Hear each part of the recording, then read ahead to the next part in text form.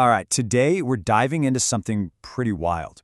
It's an essay by Eric Casson that makes a radical claim that Bitcoin isn't just a new kind of money, but a messianic power that's here to basically conquer the state. Yeah, it's a heavy one. So let's unpack what that could possibly mean. Okay, so right off the bat, the source material kicks things off with this really intense idea from the political theorist Carl Schmitt. This one quote tells you everything you need to know. This is not going to be your typical tech talk. It's setting the stage for a major critique of, well, everything, by starting with the assumption that people are, at their core, flawed, maybe even a little evil. And that leads us to the essay's main event, its most audacious claim, stated just like this: Bitcoin is messianic. But what does that actually mean? I mean, is that just a dramatic way of saying it's a powerful technology? Or is the author making a much more literal, almost theological argument? That's really the question we're here to figure out.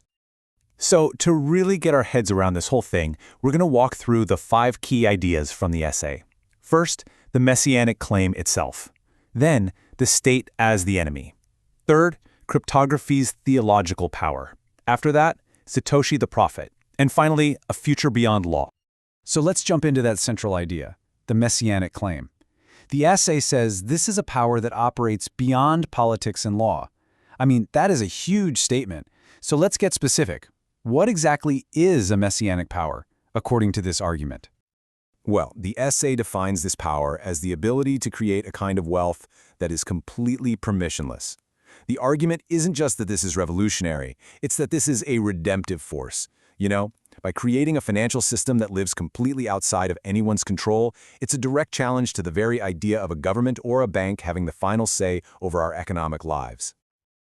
To really drive this point home, the author uses this fantastic historical metaphor, the Gordian knot. You know the story, right? This impossible knot that no one could untie until Alexander the Great just took out his sword and sliced it in half. The essay argues that the relationship between the state and money has become this impossible knot, a tool for control. And Bitcoin? Bitcoin isn't here to patiently untie it. It's the sword. It's here to sever that relationship once and for all. Now, if you're severing that knot, it naturally makes the state the main villain of the story. The entire argument really hinges on this idea that the modern state has completely failed at its most basic job, protecting its citizens. The author brings in this quote from Hobbes to make the case that the social contract is officially broken. You know, the deal is supposed to be simple. We obey the government, and in return, it protects us. But the source claims that deal is off.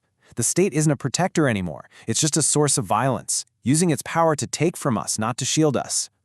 And this sets up a pretty epic showdown, a stark contrast that's central to the whole thesis. On one side, you have fiat money, which is framed as being all about violence, controlled from the top down by elites. It's a tool for making laws. On the other side, Bitcoin, a system based on mathematical proof, open to absolutely everyone, and designed not to make laws, but to be law-destroying. Okay, but wait a second. If you're going to destroy the state's law, what stops everything from just descending into chaos? How do you have order without a ruler? Well, the essay's answer isn't political, it's technical, and it frames the power of cryptography as something almost like an unbreakable spiritual oath. Theological? I mean, that's a pretty strong word for computer code, right? So what's the logic here? Well, according to the source, it's because cryptography offers something that we humans, throughout our entire history, have proven again and again that we just can't provide for ourselves. So here's the crucial point. Trust is being shifted. We're moving it from fallible, corruptible people to infallible, incorruptible code. The argument is simple. Humans will always be tempted to break their promises, to bend the rules for power or for greed. But a machine? It's bound by its programming. It is literally incapable of breaking its oath to the code. So in this view, technology becomes the basis for a new, more trustworthy, almost divine form of law. And this whole idea of a technological oath gets taken even further. The author actually frames Bitcoin mining in super religious terms, calling it a cryptographic liturgy.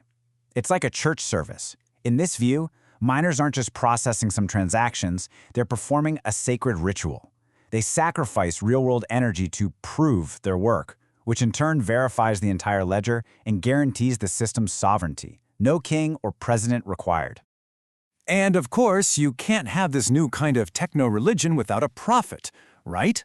In this story, that figure is the anonymous creator Satoshi Nakamoto. But here's the twist. Satoshi is presented as a prophet whose most important act wasn't creating Bitcoin, it was the incredible power they showed by simply walking away.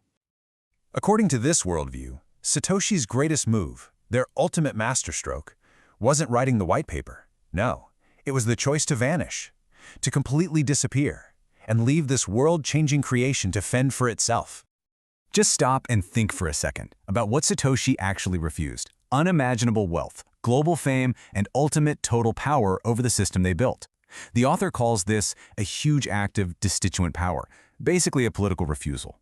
By doing this, Satoshi removed the target. There's no founder to praise, to pressure, or to prosecute. The state has no one to go after.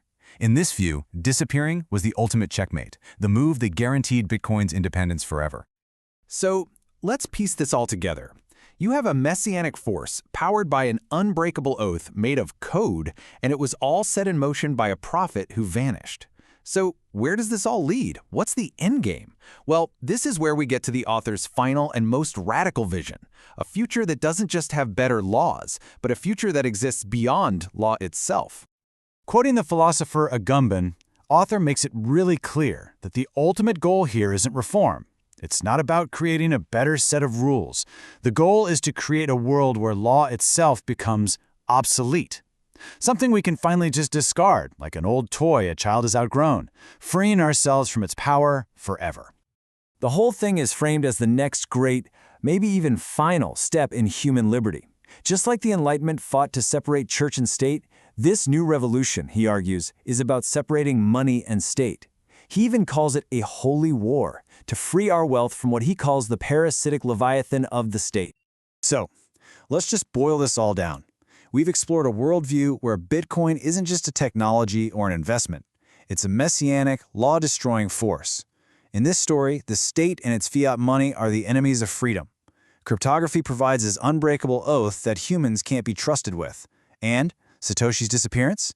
That was a critical political act of refusal.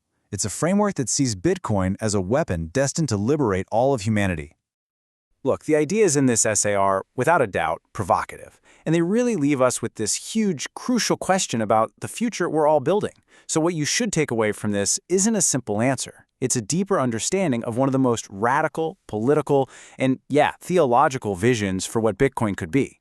It really challenges all of us to think about our relationship with power, money, and law in this century.